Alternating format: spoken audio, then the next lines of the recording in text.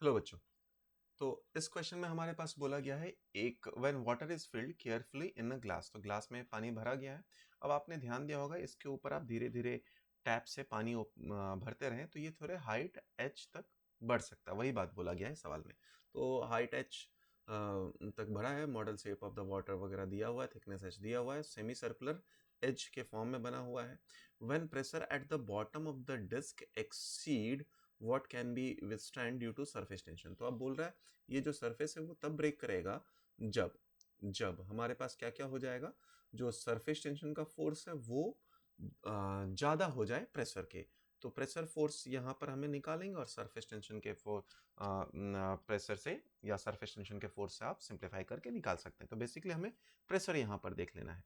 अब इस सेक्शन में अगर हमें प्रेशर देखना है तो जरा समझें इसका जो डायग्राम होगा वो कैसा होगा। ये बल्ज आउट वाला पोर्शन है और ये है इसके लिए ये पोर्शन, ठीक है। इस बॉटम पोर्शन पे बोल रहा है प्रेशर कितना होगा।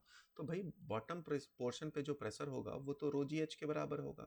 और अगर आप याद करें सरफेस टेंशन में जब हम लोग पी इनसाइड का फॉर्मूला लगाते थे तो वहां पर R1 R2 अगर पोर्शन होता था तो उसके लिए जो प्रेशर इनसाइड लिखा जाता था वो आता था टी 1/R1 प्लस 1/R2 का फॉर्म, ठीक है। याद करो यहीं से आपने एक दो सवाल भी बनाए होंगे जब आप इसके केसेस पढ़ रहे होंगे। तो ये केस में ही आता है टी 1/R1 प्लस 1/R2 के बराबर। आ जाइए, अब हमारे पास रो जी एच, ठीक, टी 1/R1 1/R2। अब R1 की वैल्यू अगर आप देखें यहाँ पे तो R1 की वैल्यू हमारे पास क्या रहेगा और R2 की वैल्यू क्या रहेगा। तो R1 की वैल्यू तो अगर आप चाहें तो इनफाइनाइट रख सकते हो, 1/इनफाइनाइट हमारे पास 0 हो जाएगा। बट R2 अगर आप देखें तो वो h/2 के बराबर आ जाएगा।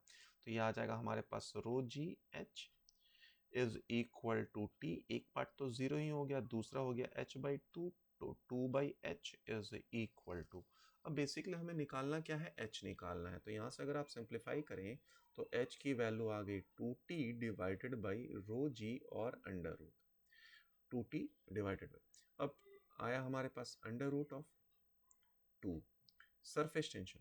तो यहाँ पर आप देखें सरफेस टेंशन की वैल्यू आपके पास कितनी है, तो ये रहा हमारे पास सरफेस टेंशन का वैल्यू। तो सरफेस टेंशन का वैल्यू है 0.07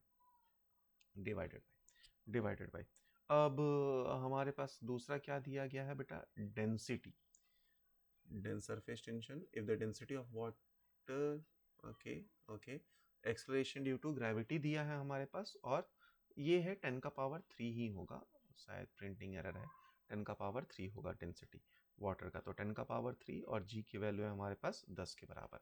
अगर आप इसे सिंप्लीफाई करते हैं तो हमारे पास इस वैल्यू को देखो, ये आ गया 14 और यहाँ आया 10⁻⁻6। 10⁻⁻6 को आप बाहर निकाल सकते हैं तो 10⁻³ आया जो कि में बन सकता है। तो यह आया √14, ठीक है। तो h की वैल्यू आई √14 या अंडर रूट की वैल्यू आप लिखें तो 3.75 या 3.74 mm के बराबर आ जाएगा। ये हो गया इसका फाइनल आंसर।